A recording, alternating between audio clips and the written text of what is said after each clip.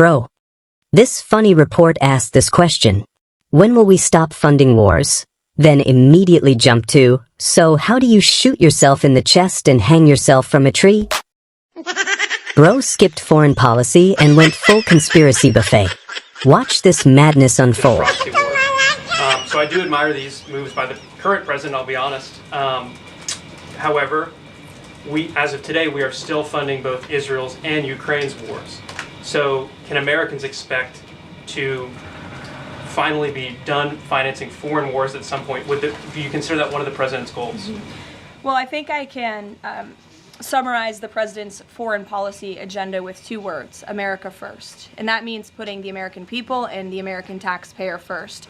And that's why the president is moving as quickly as he possibly can and working overtime to end these conflicts in both Israel and in Gaza, and also the Russia-Ukraine war. As you all know, the president will be speaking with Putin at 10 o'clock. He plans to call President Zelensky when that call concludes. I spoke to the president about that call at 10 o'clock. I don't want to get ahead of those very important conversations, but of course you will hear directly from the president or me after those calls conclude today, so you can expect that.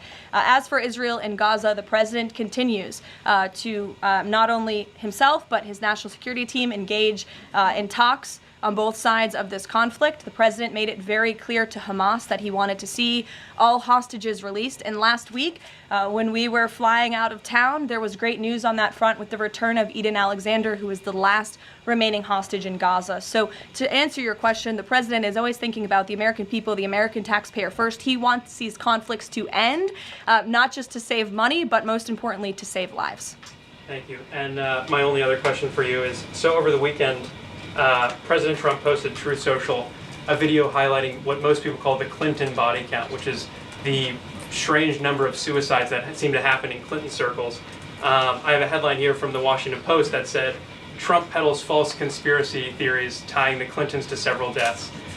So I just wanted to highlight real quick, this wasn't in Trump's video, but this is from the Arkansas Times, and it's the death of Mark Middleton, who was a former Clinton White House aide, who was found dead on a Clinton Foundation property. And I'll just quote from the Arkansas Times. Middleton apparently shot himself in the chest with a shotgun and also hung himself from a tree with an extension cord. So I have no idea how somebody commits suicide that way, but if the Washington Post is here, maybe you can enlighten us as to how that was actually a suicide. So anyways, that's just a lead into my question about the most famous Clinton-related suicide, which is that of Jeffrey Epstein. There's still a lot of questions around that case. You've released phase 1 of the Epstein files.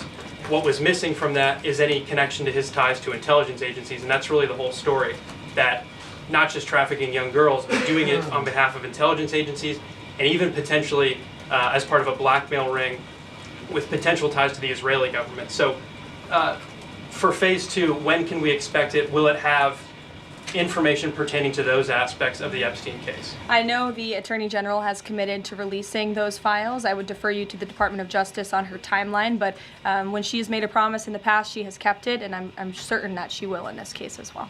Rachel. Thanks so much, Caroline. Sure.